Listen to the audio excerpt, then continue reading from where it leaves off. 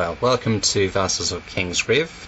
This is a podcast which covers a range of geek culture stuff, so movies, books, TV shows, Song of Ice and Fire. Today we will be covering two very popular shows, Love Victor and also Heartstopper.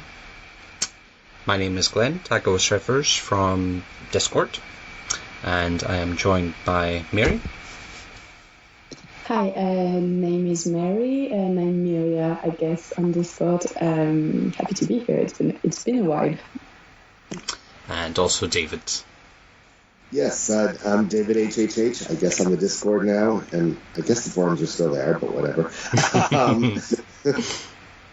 And yeah, I guess it's a sin. That was the last time that I podcasted with both of you. Mm-hmm. So, following that trend, we're covering another gay TV type show. So starting with Love Victor, back in 2015 there was a book, Simon versus the Homo sapiens Agenda, which I'm guessing sold well enough that they decided to do a movie. So Love, Simon, which grossed $66 million worldwide, so on a budget of $17 million, so fair to say made a good profit for that movie. And then around 2019 they decided to I guess they conjured this idea of a spin-off series with one of the students of Creekwood High who would, I guess, use Simon as a mentor during his coming out phase. So this, I'll go into this in a bit more detail, but I sadly didn't get to see this initially when it was released, but I was really sad about. But to date, I've now watched all 3 seasons, loved the show. How many, I guess, boyfriends of Victor would you give this, David? I'll give it a solid 4. It was definitely, it was perfect, but it was definitely good. I think the 3rd season started to get a little too crazy with all the will they, won't they love stuff, but I think it was good. I enjoyed it. It ended well, which is always nice, and it was a solidly good show, and I liked it a lot more than I thought I would, so. And Mary? It's same, actually. I would give it a 4. I really enjoyed it. I kind of binged it this week specifically for this podcast, and it was really easy to watch. And at the same time, really enjoyable. Not something you have on the back while you're doing the dishes or something. So a solid 4, yes, absolutely. I loved watching the show. I remember reading about it back in 2019. I wasn't too sure about it at the time. I thought, none of the characters from the movie are going to be in it, but then that attitude changed as soon as I watched the first episode, and I was hooked ever since. I was sad to see that it was only 8, so the first 2 seasons both had 10 episodes, this one only had 8, the final season, so that was a bit sad, but overall I would score it as 4.5 out of 5. So I definitely would watch it again, or I'll rewatch it in future. I would watch a 4th season if there was one, so really enjoyed this show. On the subject of why I couldn't watch it, so it was released 2020, and as someone that had Disney Plus from day one when Disney Plus was released, sad to see that Love Victor was not part of the alignment of programs.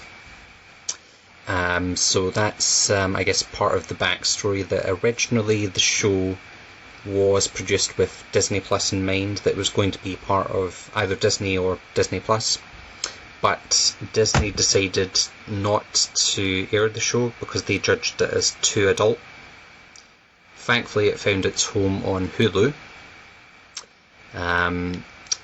but Disney then reversed their decision for season 3 and then became part of Disney Plus. So initially, when Disney Plus in the UK came out, no Love Victor was on there.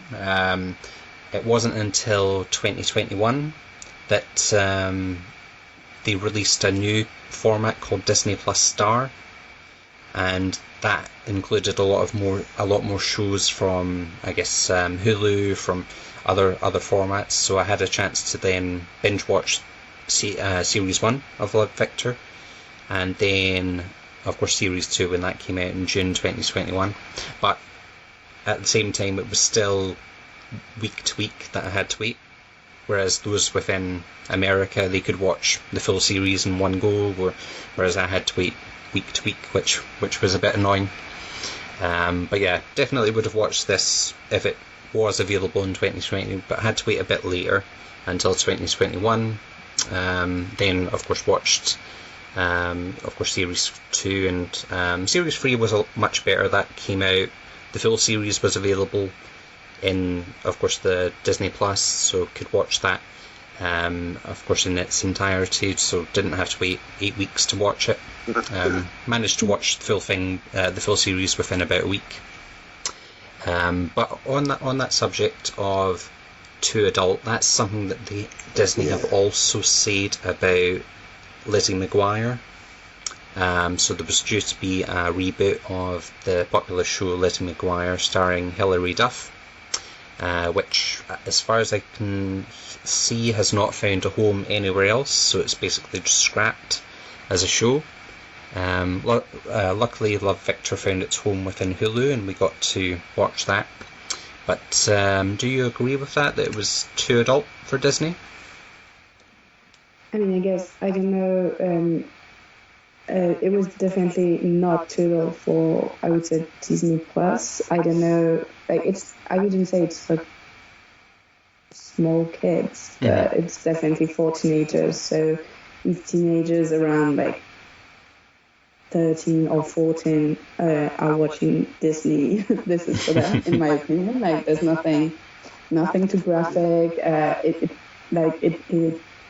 It is, and it talks about sex, but I would expect they everything know about that. Yeah, everything does, and I mean, it does it in a both maybe realistic and respectful kind of way. I mean, I don't know about realistic. I wasn't having sex in high school, but oh wait, yes, I was. I was actually, but like late into high school.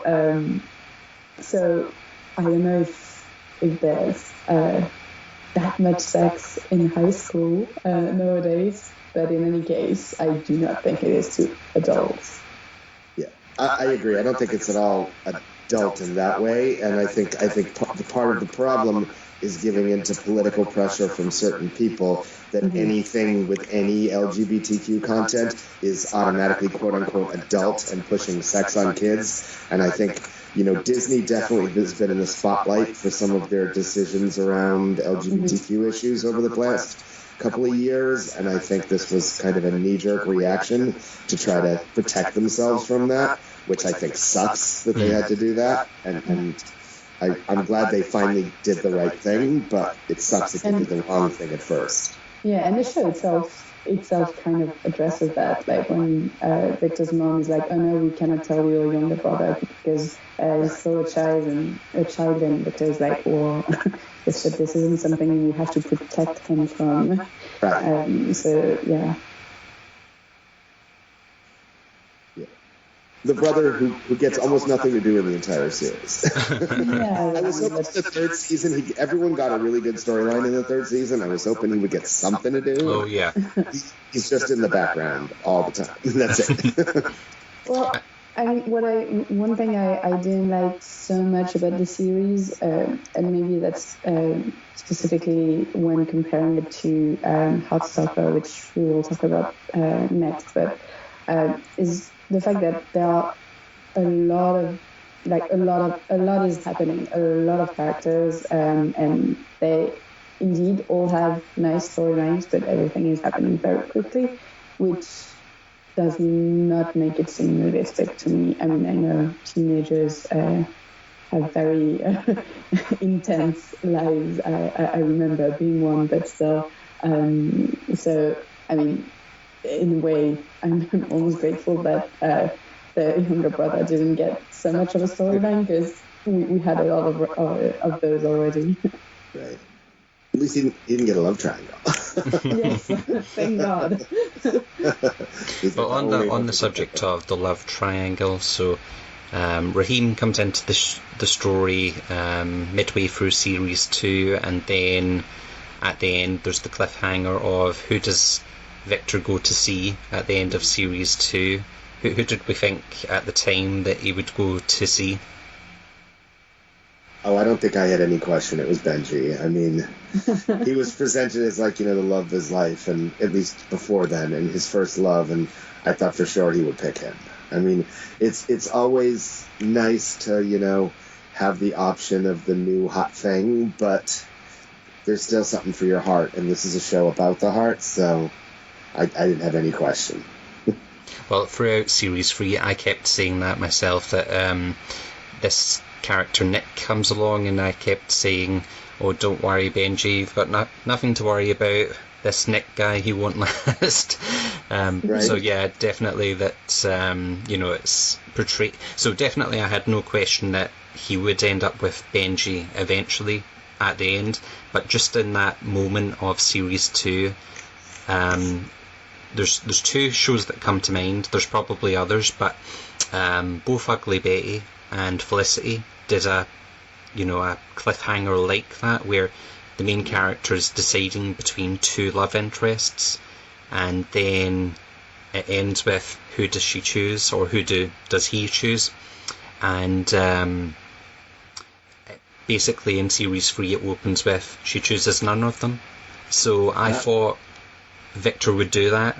Maybe it would be he would go to see both of them and say that he wants to be on his own, or something along those lines. So I was very surprised when he did go to see Benji and tell him that he loved him. But I knew eventually that it would wrap up with, of course, Benji and Victor getting together and being, ending the show together at least. On a Ferris wheel, just like the movie. Exactly. That was nice touch. I started to get a little worried midway through the season that they really were going for the no, Benji has to take care of his issues first, and they weren't going to end up together. But I was hoping that wouldn't happen, and luckily it didn't. Even if it was at the very, very last minute, 10 minutes of the season, of the series, really. But well, I seen quite a lot of comments online. Victor says at the end, no, I need to be on alone, or I need to do this alone. So then to have Benji show up, that it sort of spoiled it, that they would rather Victor was just on that Ferris wheel on his own. And I sort of thought that, but then I would hate that ending because I would be so disappointed by that. Right. Yeah, I would be okay with that kind of decision, like if there had been a 4th season, but it's the end of the show. You cannot have him not be with Benji, and also like I did like that he had that moment of it's actually okay being alone. I don't absolutely need to be with someone. But Benji shows up, so it would have been even more infuriating for him to be. Oh no! Wait, I decided to be alone, so I will say no. But and on that note, it was actually something I was a little bit annoyed about in the series. It's that every gay guy that he meets becomes a love interest, or maybe love interest, right. Except maybe at the end of season 3 when he meets this kind of annoying kid from his school. Oh, but even so, he kisses him. Yeah, even kisses so, Victor. right. Yeah.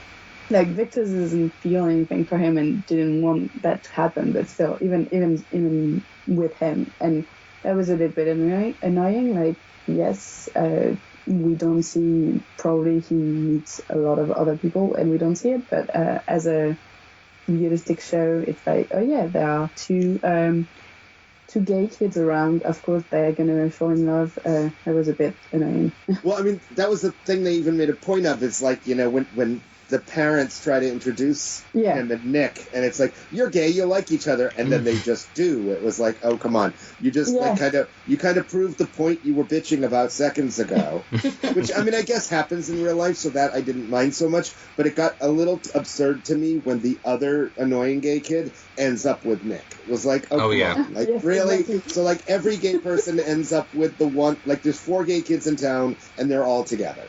But, actually, not just that, but... because actually 6 because also Raheem the waiter. Well, I think it's just the way that the series ended, that everyone matched up with someone else. So Mia and Andrew decide to do the long distance relationship. Of course, there's Felix and his sister. I've forgotten. Lar. They decide to, of course. Oh, actually, I wasn't quite sure on that if they decided to get back together or not. What was everyone's thought on that? Yeah, I couldn't tell. I feel like they didn't, but they did. Like they were trying to have it both ways on the show. Mm-hmm. So it wasn't 100% clear. Oh, I completely understood as a yes, they get back together, but maybe that's just yeah. I think part of the problem was they ended up, because they only had 8 episodes in the last season, they ended up trying to do too much. And in the last couple of episodes, they had to very quickly wrap everything up. Yeah. So it didn't feel like it's fully explored, even though we did have 3 seasons with these characters. But yes, exactly. Even so about the love triangle thing, I would have been kind of fine with one love triangle, but there were 2 at the same time, which was kind of a little bit too much. And yes, indeed, we have 3 seasons with these characters, and yet I feel like a lot of them aren't fully in a meaningful way, explored in a meaningful way. We get the surface of them, but they're not really developed that much, which I guess is okay. And it is the style of the show. But watching it specifically after Heartstopper and for this podcast, so obviously I was kind of comparing the 2. Mm-hmm. I think I found Heartstopper in a way more striking and more aptly said. And I'm going to Google a few words because I know what I mean to say in French, but it's I will say it correctly in English in a minute. But yeah, I thought that even though we had only 1 season of Heartstopper for now, I kind of felt that the characters were more real in Heartstopper. No, I don't know. I think they did. They gave you. I mean, we had 3 seasons, and I'm glad we actually got storylines for the other characters. So they weren't just kid sidekick, friend sidekick, Mm-hmm. But they got solid storylines, which I thought was good. I think the problem was that I feel like they started writing season 3 and then were told it's over, so they kind of had to wrap everything up. And I feel like they had enough story for another season. Mm-hmm. But I agree. We won't know the real behind the scenes unless they tell us at some point. But yeah, I agree. But one thing that Benji says to Victor early on, and they decide to break up, is "You're my trigger." Horrible thing to say to someone, but you're my trigger. Right. But I've seen a lot of comments online that Benji is actually bad for Victor. What's everyone's thought on that? I don't know. Is he too negative to be in a relationship with Victor? I think at first that was probably the case, and then we kind of we got them like kind of happy for a while, and then I think the point that Benji made at the end, that his parents were the trigger, was I think the biggest point. Mm-hmm. I think his parents were the ones that made everything shitty for the 2 of them rather than each other. And you could argue both of their parents really well, at least his mother last season. Yes, Victor's mother last season. it wasn't only Benji's parents that were the issues, and I think they had real issues, in my opinion, which I don't think they fully worked on. But that's probably too much for the show. I don't think Benji is bad for Victor. I think okay, a controversial take. I think in every relationship, any relationship, there is a little bit of like everyone is bad for the other in a small way. Like there has to be some things that are hard to work through. That doesn't mean that overall he's bad for him, and vice versa. So no, I don't think that Benji is bad for Victor, but he wasn't always right either. I think he did hurt him, and yeah.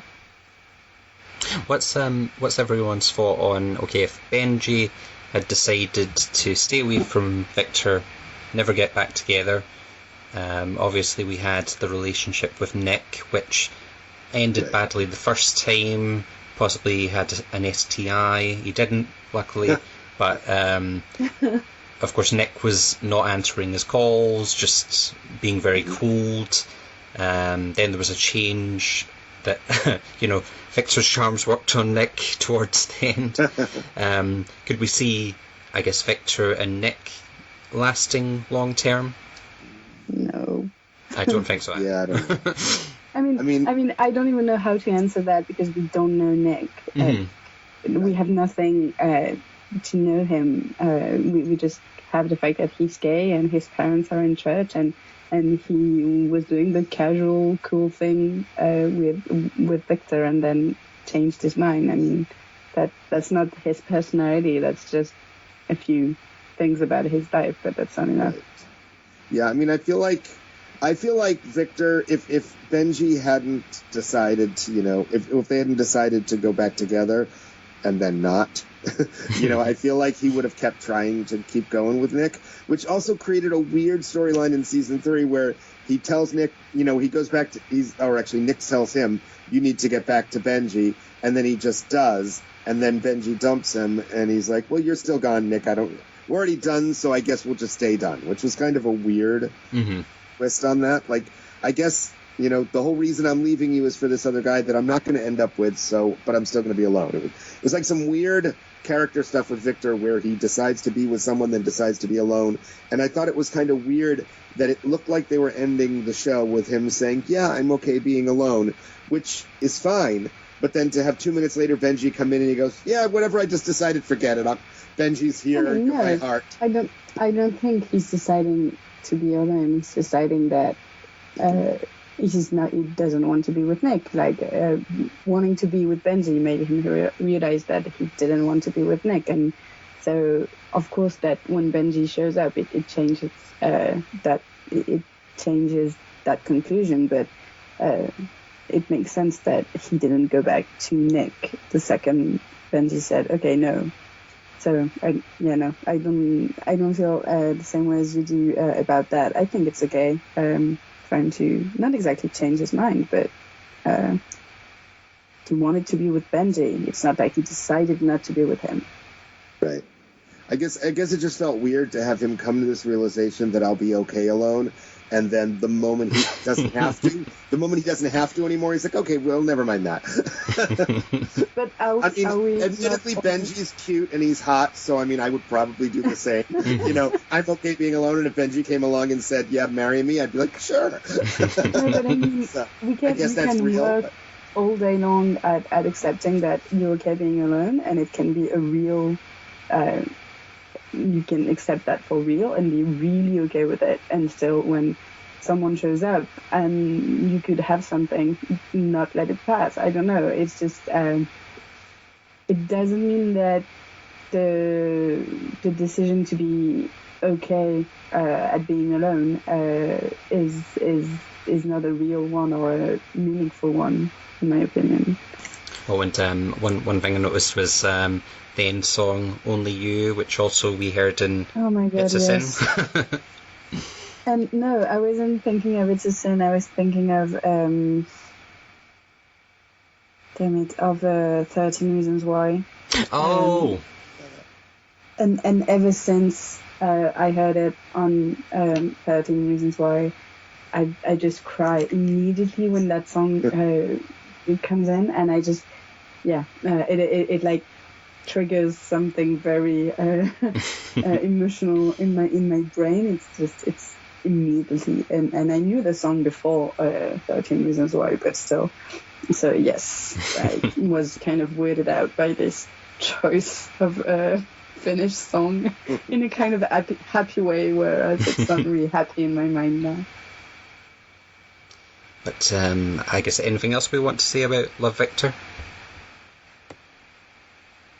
What do you think about the other character arcs, real quick? Did you like most of what everyone else was going through, or like I liked the fact that last season they took a twist on the usual, kid comes out, mom's okay with it, dad has struggles with it, and they flipped that on the end, and it made particular sense for this character because his mother was very religious in a way that his father wasn't, so it kind of fit, and I kind of liked her arc in that, last season you probably hated her because she was kind of shitty to that, well, not kind of, she was extremely shitty to him, and particularly Benji. But it seemed kind of realistic for me, and I do like that she came around in the end. The same. I like the idea that it's okay not to be perfect immediately and on the first try. It doesn't mean that you should give up on people, and that, like, the way that, like, obviously it was hurtful for Victor, but he also was patient because he loves her, obviously. So right. I did like that, and I loved her when she was all telling off a priest and everything. Yes. What about when she was at the P-Flag meeting and I think it was Nia Vardalos does a cameo as the mother, and she's the religious mother, and she takes 30 seconds to hug her son. Right. I can't believe I took a whole 30 seconds. And she's like, I took 3 years, bitch. Not quite. Yeah, about the other characters, I loved everyone. I don't know, I love that we got a little a lesbian with Lake being maybe, she doesn't know, bisexual. That was a nice touch. I loved Felix, of course, because how couldn't you? And basically everything is sweet, and I love the other characters and their relationships as well. Yeah, also on the subject of the parents, I did think it was funny that the dad, who was who had the perfect reaction to Victor coming out and was everything you would want, was like so shitty with Pilar. It's like, it's like they swapped roles with Pilar's relationship, where the mom was cool and the dad was shitty instead of the other way around. But it just goes to show you that we're not all perfect, and if you give them a chance, they'll hopefully get that. So, Heartstopper is, first of all, based on graphic novels by Alice Oseman.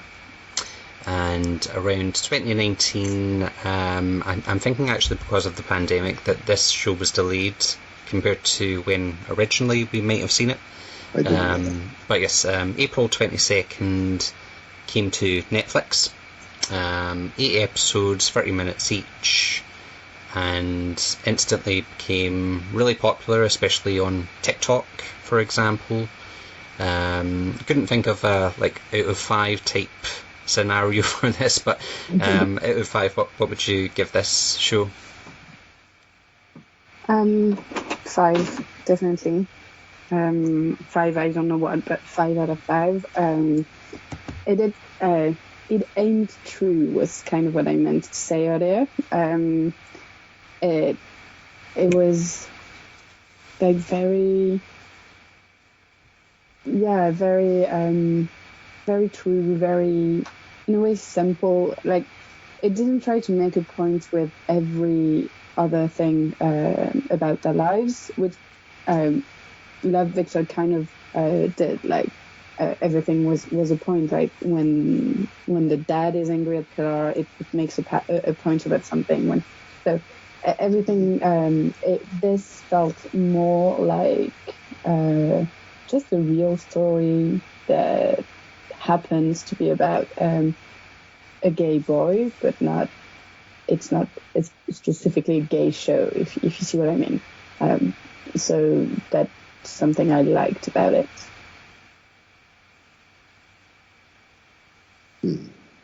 Yeah, I'll probably give it a 4 3/4, only because nothing's perfect. I don't. I liked it a lot. It was definitely. It felt a little more relentlessly uplifting and positive than Victor did. Like, I mean, obviously we see the troubles they go through and all, but it's not on the same level of Victor. But then again, we had 3 seasons of it, so maybe next season that won't be the case. But it definitely was like watching Love Victor was just a good complex story to watch. Where watching Heartstopper was just like gives you the feels. Like you watch an episode of that, and then afterwards you kind of go, "Aw," right? And I like definitely. That was something we needed after the pandemic years, Yes, absolutely. I really enjoyed this show. I had known about it weeks in advance. Like I said about TikTok, you just could not avoid this show. Or eventually, when it was released on its release week at the end of April, probably every free videos, like 1 in every 3 videos, was Heartstopper related. And I felt, I need to watch this quickly because I knew I would get spoiled. So I think it was released on the Friday, and by the Monday I had watched all the 8 episodes of it. And really enjoyed, like David was saying, there was a lot of episodes where I thought, oh, and I was like, I want to be that age and have a boyfriend and stuff. And overall, I would give it a 4 out of 5. I felt like, even though there's the story with Nick and Charlie briefly do break up, but because Charlie thinks, it'll be easier for Nick if we just break up. Whereas I didn't think there was any conflict between Nick and Charlie, at least from what we've seen from the first series. Whereas you get that with Love Victor. Not to compare them, but overall I felt like. One thing I'll also say about both of the shows is it annoyed me that both of them had to be the star athlete. So Victor's the star basketball player, and then Charlie can run faster than Usain Bolt. That sort of annoyed me. But overall I enjoyed the show. Possibly the first show that I've seen where it covers there's lesbians, gay, bisexuals, and transsexuals. Uh-huh. There might be others, but that's the only one that comes to mind for me at the moment. Well, we still don't know if Nick is actually bisexual or if he's going through the phase transitional thing, which sounds awful because that's such a stereotype that I know true bi people hate. But let's face it, the truth is, a lot of gay men first think they're bi and then realize they're actually gay. I mean, I did, so I can't, as much as I don't want to deny anyone else's reality, I have to accept my own. So, yeah. But with TikTok, some of the comments, so eventually, once I had watched all the show, I then went back onto TikTok, and you would see various people go on TikTok and say things like, if there was a show like Heartstopper when I was young, things would have been so much better for me. Things like people saying, I'll never have a boyfriend like Charlie does. And then just in general, comments about how shallow the gay community can be. I mean, every community can be shallow, but especially the gay community. What are your thoughts on those sort of comments? Why specifically the gay community's shadow? Is that something shown in the show, or because I don't think remember just based that. on experience. But I think that was someone projecting their own issues Yes. onto the show, because I don't think that's in the show at all. No, I didn't. At least I don't remember thinking that, but maybe I did, but I don't think I did. I think those kind of comments. Well, it shows that the show strikes true, right? That if that we need this kind of show because we need to have more, many more healthy and nice and just realistic representations of LGBTQ, and I would add A and everything. Representations of those relationships, because that helps people. So I get the regrets. I kind of have it as well. I'm not gay, but I'm not a lesbian. But I never even wondered when I was a kid, and I think I should have. I think maybe with this kind of show, I could have wondered. If maybe I was bisexual, for example, and I do believe that we need to see more things like that for ourselves, and also in order to accept people around us without having to think about it anymore. So yeah. I mean, I think with both of these shows, but particularly with how utterly sweet this show is, I think there's sort of, for a lot of particularly older gay men and bi men, and probably, trans and lesbians as well, there's that feeling of, it's like a double-edged sword, because on one hand, it's so sweet, and we wish we had this, and we're glad that the kids coming out today are trying to have something to see and some representation out there, and it's good for us personally, and I'm glad this exists. There is sort of that wistful feeling of, oh, it's not fair that I didn't get to have this, and that's just the reality of life, because I didn't, and and most of us didn't, and even a lot of kids now, don't, right? So it's, but like, generally, it's that double-edged sword of whenever you show representation, there's always the, it's great to see the ideals of representation out there. On the other hand, it still kind of hurts a little, Yeah, but the other way to do that is you have shows like It's a Sin, which are much more violent and hard to watch, and so every show about gay people must be about AIDS, and whatever you do, it's either going to be a show showing something difficult about being gay, because you're right, you didn't have that kind of childhood where it was okay to come out, or it's going to be like Heartstopper and maybe hurt a little bit the people who didn't get to have that, or you could also argue that it isn't perfect even now, which is true. So I think the only solution to that is to have many more shows, and many more shows with LGBTQA plus characters, so that not everything has to be part of a trend or part of a political agenda, but just more representation.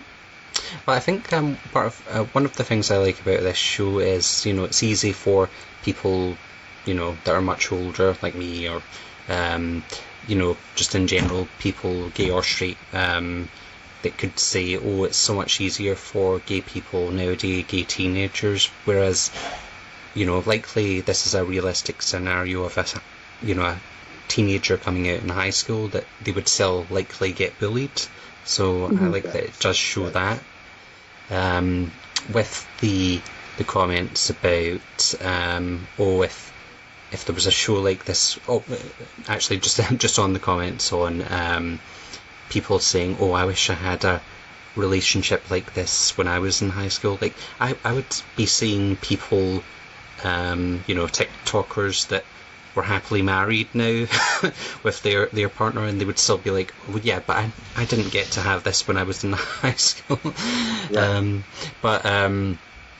One of the things about people saying, oh, if this show was around when I was a teenager, and this was coming from people that were mid-20s that would be saying this, if there was a show like this when I was younger, whereas there likely would have been. So, there's a really popular British show called Sugar Rush, which covers a lesbian relationship. There's popular British shows like Waterloo Road. In general, there are other LGBT plus type stories out there that were available. Maybe not as mainstream as this, but and I don't think it's detailed either. Usually, it's more of like a supporting character. It's not as explored as this, But it's true. It's out there. I mean, I'll say this: for every moment I felt, oh, I wish I had this. There's another moment where I say, I'm so glad that kids today have this, or they have the opportunity at least to see this and to see, a possibly happy life represented for them on TV. But it's sort of like a generational thing. So back when, I was a teenager, I would have had a lot more opportunities than you had, David. Right. There was nothing. There was nothing like this when I was a kid. I mean, once I got older, yeah. Whereas people that are teenagers now, they'll have a lot more opportunities than I do, and maybe more accepting parents, communities, and stuff. So I guess you want to. There is progression that you can see with that. That hopefully in 20 years from now, teenagers in high school, there won't be any bullying for teenagers. I don't know if that's possible, but just I in doubt general. it, but it's a nice thought. Yeah. Yeah, I doubt it as well, but at least maybe there would be no bullying for being gay, which would already be a good thing, I think. Sadly, they will always find reasons to bully, but That's true. I'm sure there will still be bullying for being gay, but it won't be as acceptable as it is now, Sort of like if, someone bullied someone because the other person was of a different race, and that's frowned upon from others. So sort of like that, there would be support from others, other people, other classmates. So don't bully him because he's gay, that sort of thing. Yeah, exactly. One thing that I was very surprised about. So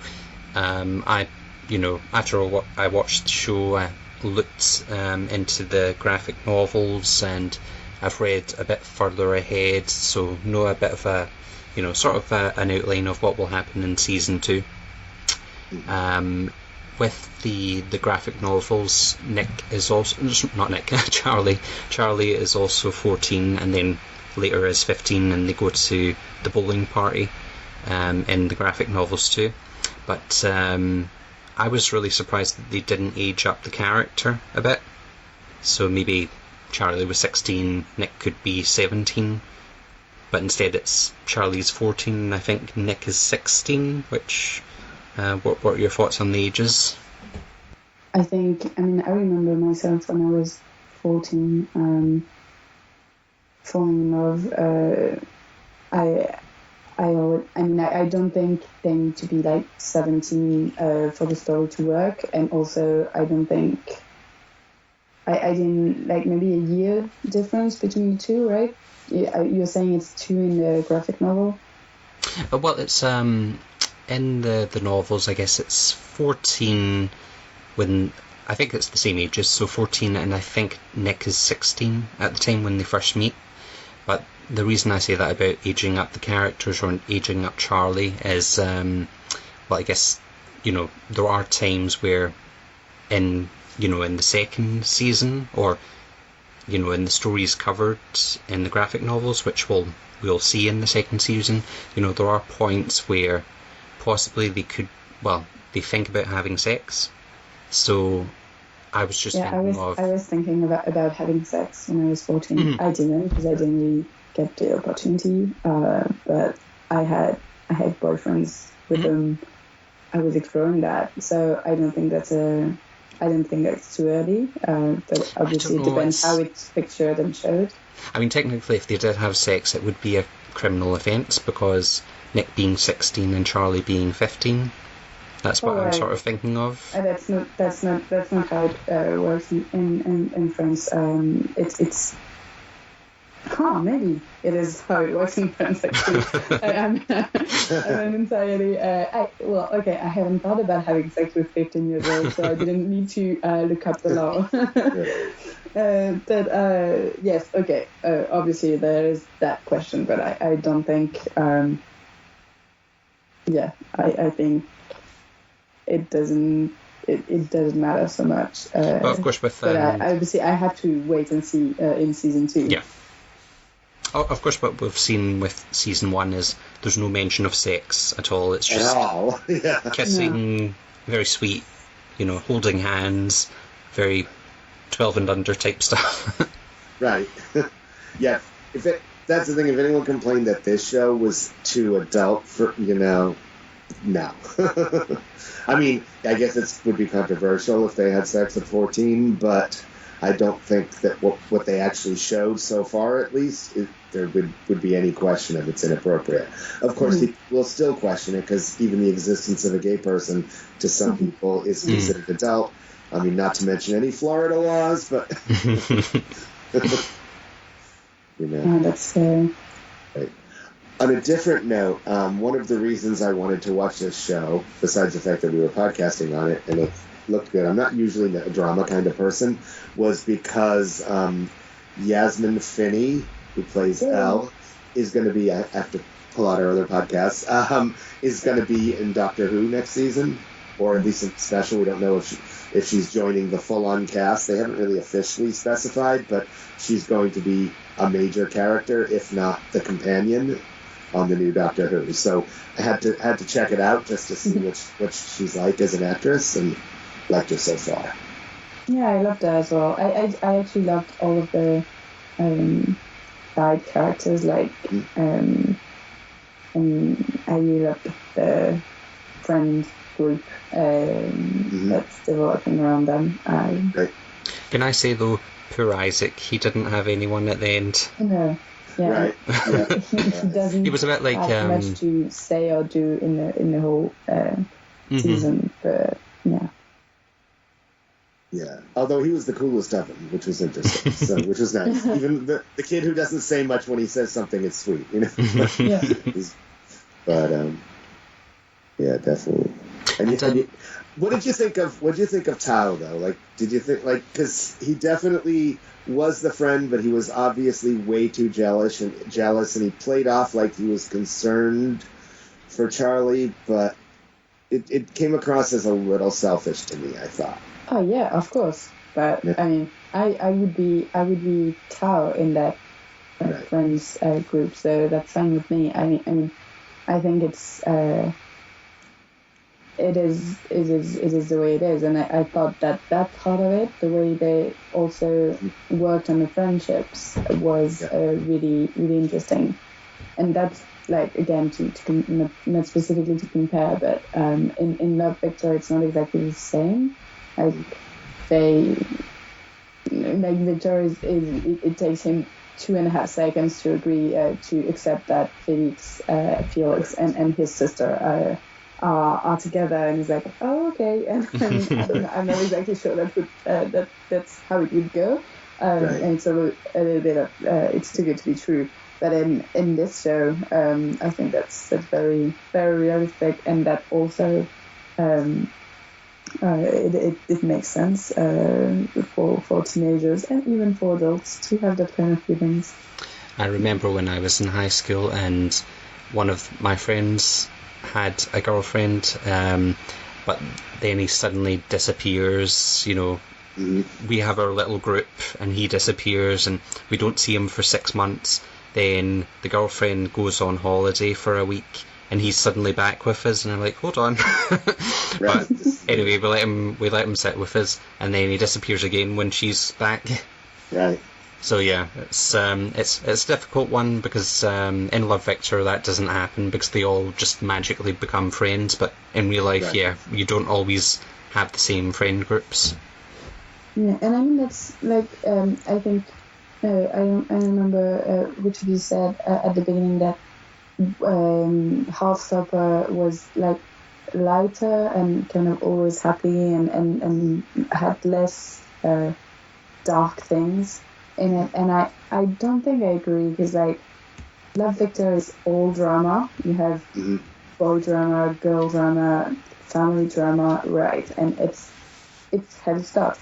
But the way it resolves itself is always, you know, it's going to resolve itself. And in Heartstopper, I thought that you also have difficult issues, and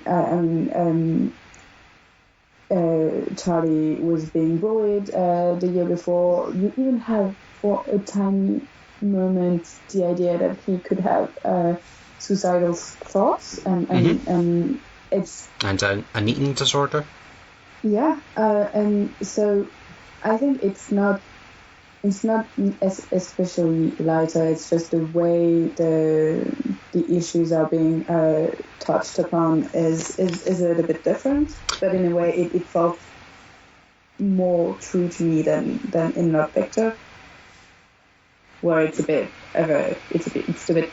too much. Like, okay, yeah, we need drama, so of course this person is going to do that or say that or have or be an alcoholic, or which it's not needed in Heartstopper to show you these people's lives.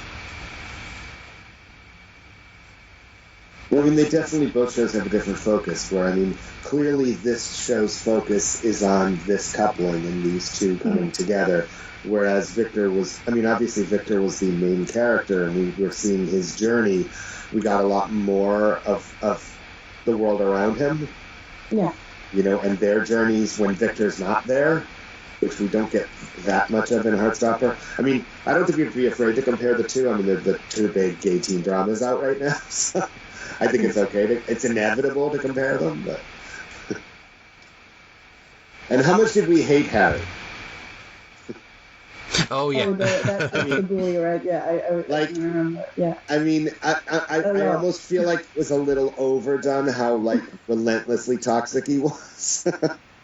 I mean, I'm not so sure. I don't know. I mean, it certainly would have been nice to have had someone else in the group say, "Harry, stop being a dick." You know?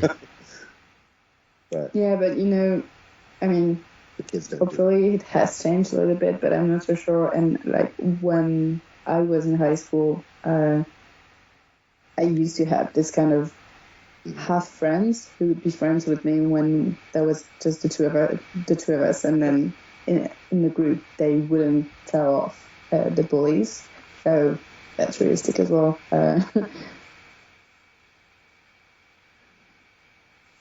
And I did like how Tao always stood up to him too, you know. Mm-hmm. And definitely was not afraid to tell him off in a way that I'm not sure was completely realistic. That, you know, I'm surprised that situation didn't get violent more often, given how relentlessly toxic Harry is. Yeah. Like, I could definitely see Tao giving him a catty line and Harry beating the shit out of him, and that would have sucked. Like, I could see that being like a daily occurrence, which sucks. But I'm glad it didn't, but it could have.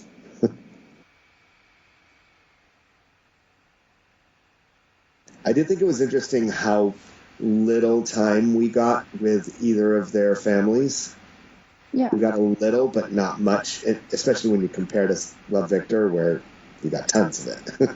Like, we barely even see their parents. I mean, I don't even remember who Charlie's mother was. I think you're right that the shows have different focus. Like, indeed, in Love Victor, you see all of the families, and not so much about their life in high school. Like, there's a little bit about that in the very beginning, where you're like, oh, is it gonna be bullied? Is it? But then nothing. And in Heartstopper, it is very much about how it is in school, and yes, different takes and just different we see different things of their journey. Yeah, and I think one of the things that's striking as an American watching this is how much, how different things are when you're in a same-sex school, because we don't really have that here very much. I mean, that's like there isn't a boys' school, girls' school thing here, unless it's some private schools that you take your kids out of the school and put them in that. There's a few of those, but even there isn't, like, the concept is kind of very alien to me. So it was interesting watching this, seeing, and then, how, like, there was a boys' school and a girls' school that are kind of together. It's just an interesting cultural difference. Yeah, we don't have that very much influence as well, so same. I don't think in general it happens much in the UK either. Because I know it certainly complicates trans issues, because, Yeah. and I'm glad it was handled pretty well with Elle switching schools. And I mean, with the Elle story, I think, well, I mean, I had picked up on it, but I thought it was a subtle reference that she was going through that transition that becomes a bit more clear later in the series, but initially it was just like a throwaway line, which eventually, I wouldn't be surprised if people didn't pick up on that initially, that she was transitioning from male to female. Yeah, I agree that it was but I mean that's good, right? I would have I would not have liked if there was a scene explicitly saying everything, because that doesn't happen in real life. You don't have a narrator being like, "Oh wait, you don't know, but this character has been living through that, and that explains this and this." So yes, it was a light and not the main thing about the show, which was great, because like it's just, in this case it is just about bits of representation, which I think we need.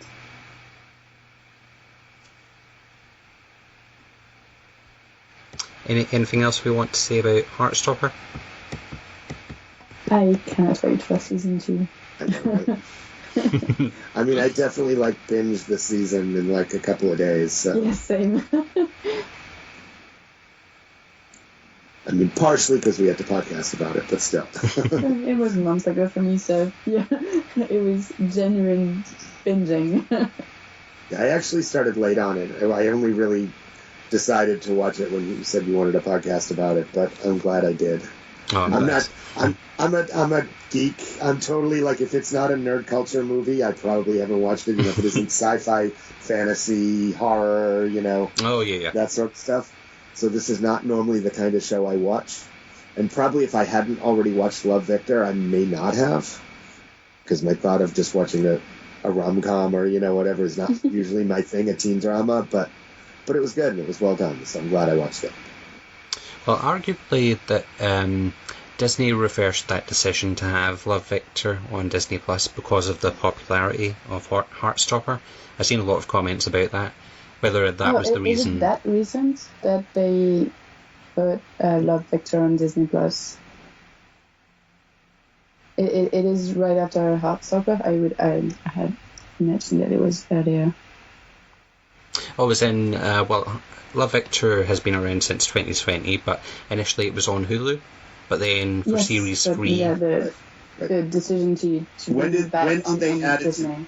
Yeah, when exactly did they add it to Disney Plus?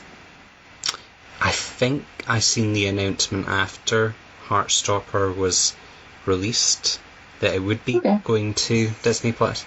It doesn't matter if whether that was the reason or not. Thankfully, the powers that be decided to have Love, Victor on Disney Plus so that I could watch it much quicker, and a lot of others could watch it, much quicker. But what are everyone's thoughts on, how popular Heartstopper has been? We don't know how popular Love, Victor has been, but I'm sure millions have watched it. But will we see more youth-related LGBT plus type shows as a result? I mean, the one thing we know about Hollywood and the entertainment industry in general is that when something's popular, you do lots of You it. latch on. So Yeah. we can hope. Yeah. I mean, it's interesting because, you always, whenever you have any representation in TV and movies, you certainly have, the backlash from the usual nasty suspects saying, like, it's woke, if you get woke, you go broke, and they talk about how it's a fail, yet it's doing really well. So, hey, there goes that argument. Because Heartstopper was certainly very popular and one of the most popular shows on Netflix, so that's good. Yeah.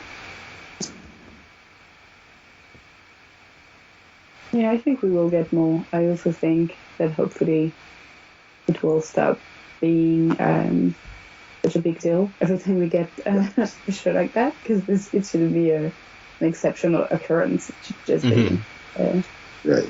shows adding to the pile of nice shows about a whole lot of different people. Right. But any other comments? I feel like we've covered it.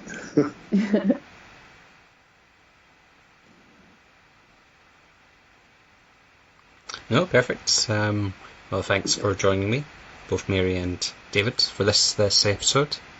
Yes. Great to be back. Thanks for organizing this. Yes. Yeah. You're welcome. Have a good shift, David. Yep. Yeah, good luck. And it's Have a good to good talk night, to you Mary. guys again. It was, yes. Bye, everyone. Well, bye everyone. Have a nice day, evening.